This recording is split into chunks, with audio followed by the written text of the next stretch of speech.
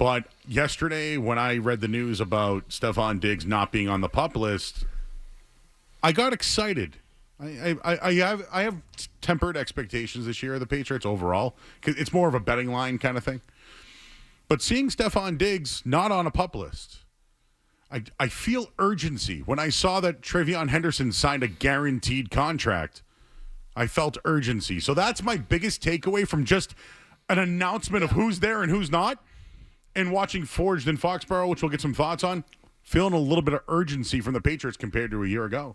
Yeah, and I mean, ever since we started watching these videos of him working out and rehabbing, he looks better than anything you have at the position. Yeah. He's the best in the group. I just think he's healthy enough to be ready to go. I don't think it is much more than that. It still allows you to dictate what his pace will be. The problem is you put him on PUP. He's in T-shirt and shorts. He's working on the other field. Once camp's going on.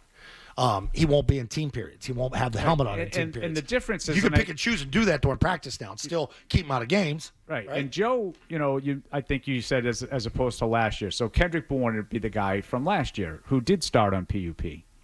There's a huge difference between Stephon Diggs and Kendrick Bourne. Yeah. There's more. There's definitely more incentive to have Diggs be available for as many games as you possibly can have. Whereas I feel like last year with Bourne, it was almost like they had two rookies in Baker and Polk that they probably wanted to get a look at. They got a little bit of a logjam. Rather than make a decision at the position, well, we're going to put one of those off a little bit. We'll give us 3 extra weeks to buy some time to see how this pans out. Obviously, Bourne came back when he came off of PUP and wasn't really overly explosive. Yeah. When he came back. I think Zoe was right about the way that Diggs looked in the spring. He looks healthy to me. I think back, the one thing that I think everybody makes the same mistake with torn ACLs is, well, so-and-so did this, so-and-so did that. They're all different. Like Wes Welker tore his ACL in the last game of the year and didn't miss anything. He was back for the start of the next season. Now, he wasn't the 120-catch guy he was prior to the injury, but he caught 86 passes. He had like 7 catches and 2 touchdowns in week 1 of the 2010 season after tearing his ACL in week 17 of the 09 season. He missed nothing.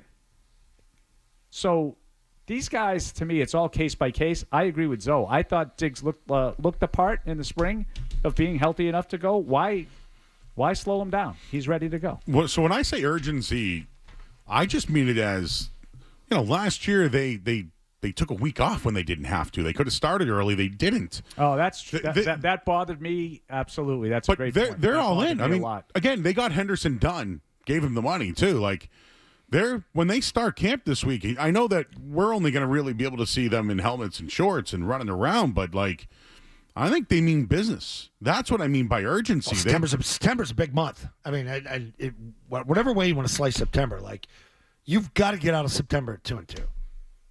1-3, not good enough. I don't want to say disaster, but Rodgers going to Pittsburgh helps them. I think it'd be borderline disaster if they 1-3. 1-3. Oh yeah, well I don't want to say that yet, but let's see what these other teams look like. But the starts are something which been a problem. You got to start fast. Been a problem. They can't start. They can't start slow. I mean, how many in a row has it been 1-3? I think they struggle overall at home. They're 16-26 the last 5 years at home. They're 10 games under 500, which is a problem. And to give you the betting line, it was 3.5. Patriots opening line against the Raiders, it's gone down to 3. So we'll get into that. We'll do all that. But as far as camp goes, I do feel a sense of urgency for everyone to be there, everyone to be accountable.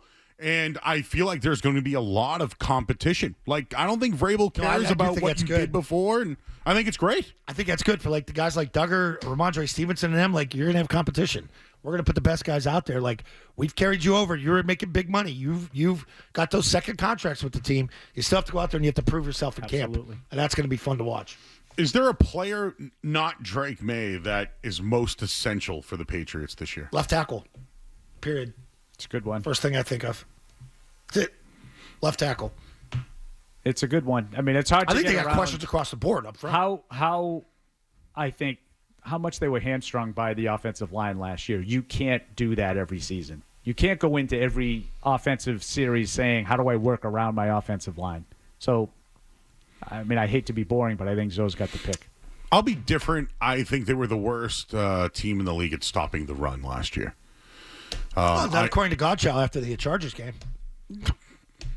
He was a pretty good run stopper. Yeah, they weren't Wasn't his fault. They weren't great at stopping the run, but there's a lot of good teams that don't stop the run overly well. You're right.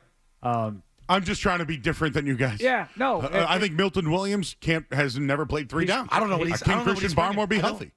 I think those are questions. Yeah, they have a lot of questions, but you like for an essential player, I have a hard time getting past the left tackle because if something were to happen to Will Campbell, if he doesn't pan out, if he ends up having to play guard, any of the negative things surrounding Will Campbell, you're back to Vidarian Lowe or DeMontre Jacobs. I can't believe they're still here. Lowe's going to have a slow start to camp. He's on a list too. Is he on PUP? I think to start. So that's what you ended. That's what you played the majority of the games with last year, and it wasn't good enough. So that's a vital individual player. And that's a lot to put on a rookie. Did you guys? And I'm throwing it at you. I had the chance to watch Forged in Foxborough yesterday. I've not.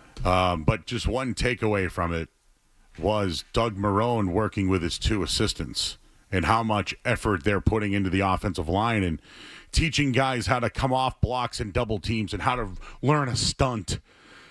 Those were things I don't think were being taught a year ago. No offense to the coaches that were there. They're basically the same guys. Well, I think Marrone is in charge, but I think Marrone was there.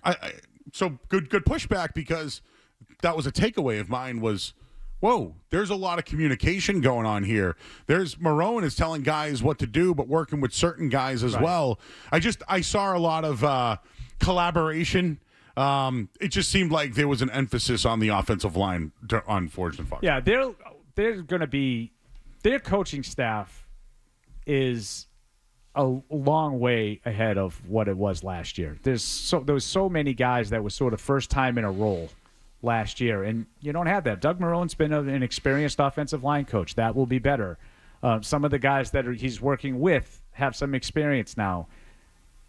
Obviously, Josh McDaniels has been an offensive coordinator now. This is his third different stint here alone, let alone the opportunities that he's had as a head coach elsewhere. So there's a lot more. Todd Downing, Thomas Brown. There's a lot of guys that have done the job other places as opposed to last year. So many of those guys were doing what they were doing for the first time. Yeah, there was a moment where Josh McDaniels was running an offensive meeting. He's running it. He's the guy. But Thomas Brown is, putting in a lot of the stuff there. And you could see Doug Marrone saying, well, I think, on this situation, maybe having an extra tight end here. So I think they're going to be prepared for those things. That's the one thing I'll say about McDaniels. When Max Crosby's out there week one, they're not going to leave Will Campbell over there by himself. No, Josh isn't stupid. No. So I think that was at least something I noticed that a lot more collaboration and at least an understanding of why you're making this block and what you're doing. Probably one of my biggest reasons for optimism is I think the upgrade that they've made on the entire coaching staff. Yeah, but know what I liked about you today? Uh-oh. No, this is good. I feel urgency and like the move of Diggs, and I think Zoe did too. You were like, it's a paper announcement.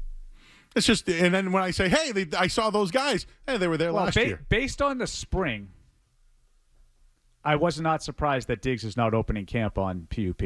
Okay. Because I saw him out there running routes and moving around, and Zoe's absolutely right. He's moving at a different pace than everybody else. He's different coming than off everybody an you ACL. have. He's different than everybody you have. He's different than the other guys coming off an injury. So I wasn't expecting him to, that doesn't mean that I'm not optimistic.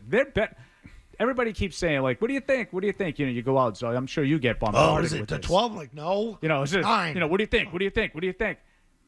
I keep saying the same thing. I think they acquired a half dozen or so players, a dozen players that are better than the guys that they're replacing. And a better coach, like you said. Your point about coaching. The coaching staff, I think, is light years ahead of. It's 2 more wins there. So I think they'll be better. I don't know what that'll translate to. Mm-hmm. I think the schedule is favorable, but that doesn't mean you're going to win all the games. Mm-hmm. Joe, you talked about the Raiders game right off the top, and I know you had a nice little back and forth with the bartender yesterday about the Raiders opener and whether or not that's one that we're penciling in. in my I'm experience, sure they're penciling it in too. on Patriots.com radio, that's exactly my retort. It's the Raiders, Zoe. It's the Browns. It's the Giants. It's the Panthers. We're going down. It's We're the going down to Titans. Miami week 2. That's a bitch to play down. I'm there. sure they're. Listen, I'm sure that's a W for them. Even Patriots fans would say at Miami that's tough. But Raiders, Steelers, Giants, Panthers, Titans, Browns, W, Win, W, win, win, W, W, and all the other teams that you're playing are all doing the same Win, thing. win. Yep. They'll say, whoa. We open with New England? Oh, we're going to get out to 1-0 start. That's the way the Raiders are looking at it. The Raiders fans, that's how they're approaching it.